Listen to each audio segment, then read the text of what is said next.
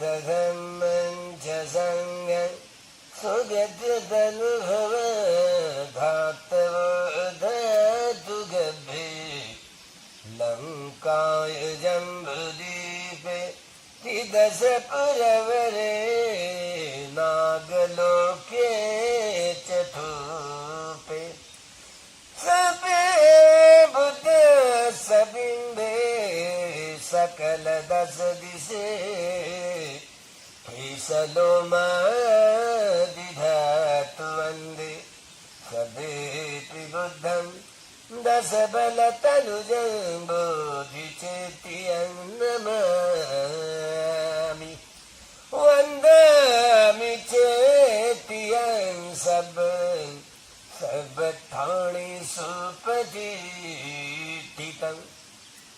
शारीरिक धातु बोधि बुद्धरूपं सकलं सदा समूले निसिन्नो संवारी विजयं पतो सबयुतं सत्ता वन्दे तं बोधिपादपं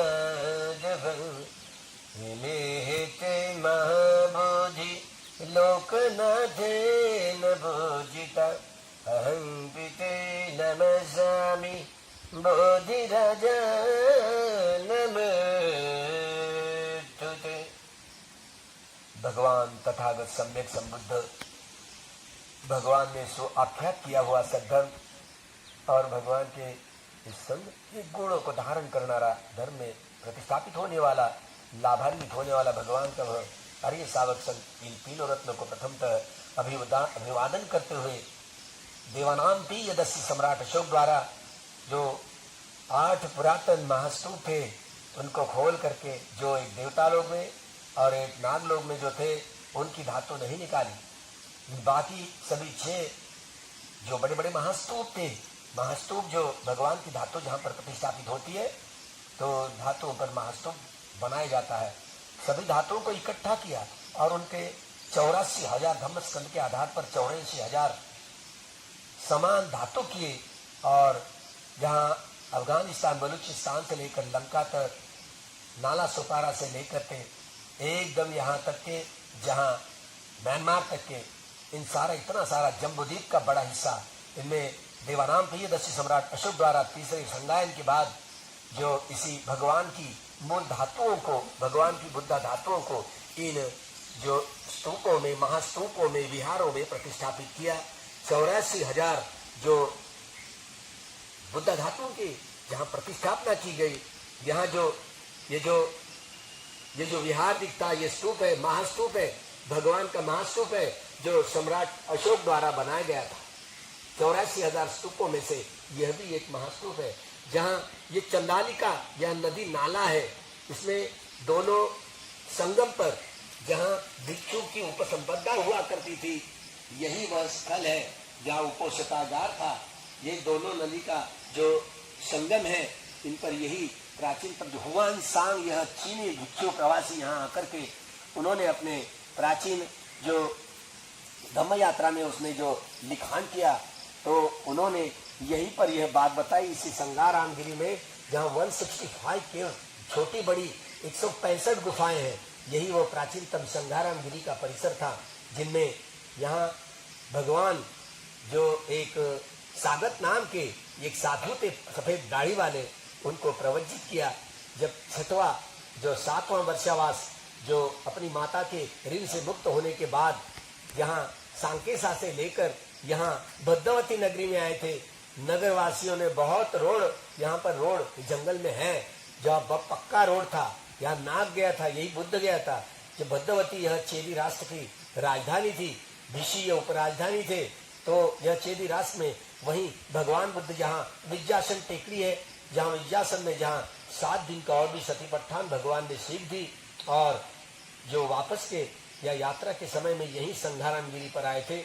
भगवान बाबा साहब अम्बेडकर जी ने जहाँ 16 अक्टूबर 1956 को चंद्रपुर पवित्र दीक्षा भूमि में जब दीक्षा दी 3 लाख लोगों को, तब वहीं पर मुलचेरा, संघारामगिरी और भद्रवती, इन तीनों जगह यह भी भगवान बुद्ध के प्राचीन स्थल है, वहाँ महास्तूप है।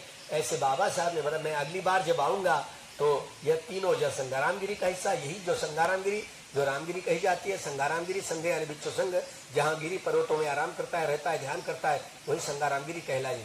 तो यही संघारामगिरी में प्राचीनतम जो पुरातत्व वैज्ञानिक, जहाँ छोटी बड़ी गुफाएं 165 गुफाएं जो बनाए थे प्राचीनतम भिक्षु, यहाँ बड़ा बड़ा अगर सलग पत्थर होता तो बड़ी बड़ी लेनियाँ यहाँ पर हो सकती थी, नहीं हुई। तो यहाँ भिक्षु संघ रहा करता था। जहाँ अलग अलग स्थल है, जहाँ इमली के पेड़ वहाँ पर जो दिखते हैं, यहाँ पर बड़ी नगरी थी, जहाँ उस नगरी में जो यहाँ संघारामगिरी के रूप से जाना जाता था, खूब जाना जाता था। तो हम लोग इस बात को खूब जाने, खूब पहचाने कि यही प्राचीनतम वह स्थल है जो सम्राट अशोक द्वारा महाधम्म रक्षित नाम के एक भिक्षु को, अरब भिक्षु को महाराष्ट्र में भेजा, और चैत्र पूर्णिमासी के जो दिन महाजोग यहाँ पर प्रतिष्ठापना हुई धातुओं की, तो यही वह 84,000 धर्मस्कंध के आधार पर जो 84 अबर स्तूपों का यहाँ निर्माण किया, स्तूपों में भगवान की धातु वहाँ पर प्रतिष्ठापित की, वही ये 11 में से, यही महास्तूपों में से यह भी एक प्राचीनतम स्तूपान है। सातवाहन कालीन जो अलग अलग जो वाकाटक कालीन हो, ये सातवाहन कालीन को जो बनाया गया यह स्तूप, उसमें डागडोजी की गई है।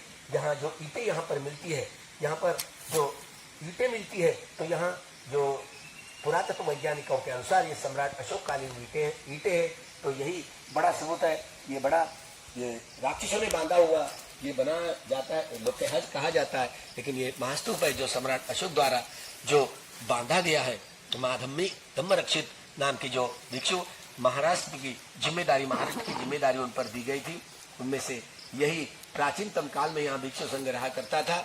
बहुत फला फूला था। दमनाग राजा यहाँ जो भद्रवती में रहते थे, और यहाँ केलझर भी यह उपराजधानी वहाँ पर थी उस समय में। तो यही धम्म राजा की कहानी है। तो यहीं पर बाद में अलग अलग महायान पंथी जो नागार्जुन आए थे, तो नागार्जुन ने ये जो यहाँ पर खंडू चक्का के रूप में कहा जाता है, पायमोड़ी खंडू चक्का, तो यहाँ वनस्पति उन्होंने, वह रसायन शास्त्र पंडित इन्होंने ही लगवाई थी। तो यही संघारामगिरी ये प्राचीनतम टीटी जुलमे जी द्वारा, और उन्होंने छोटी सी किताब लिखी है जिनमें संघारामगिरी ये प्राचीनतम बौद्ध स्थल था, ये बहुत उजागर हुआ। तो आप सभी लोग जानते हैं कि यह जहाँ जहाँ भगवान के लोग अपने मृत्यु के बाद लोग अपने जो राख रक्षा जो जहाँ जहाँ ले जाते हैं, जहाँ भगवान की धातु या स्तूप है, तो वहीं पर ले जाते हैं। तो किसी संप्रदाय के कोई लोग हो, जब भी कोई अपना घर का कोई मृत हो गया है, तो उनके जलाने के बाद यहाँ धातुएं यहीं पर इसी जगह पे लेकर के आते हैं। यही महास्तूप की जगह है। इस महास्तूप के स्तूप को हम वंदन करते हैं और प्राचीनतम इतिहास को उजागर करते हैं। खूब मंगल हो। भवतु सब्ब मंगलम, भवतु सब्ब मंगलम, भवतु सब्ब मंगलम।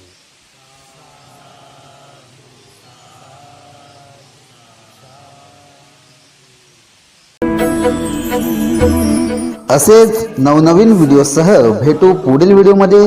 तोपर्यंत जय भीम, नमो बुद्धाय। सुनो सुनो सिद्धांत कथा,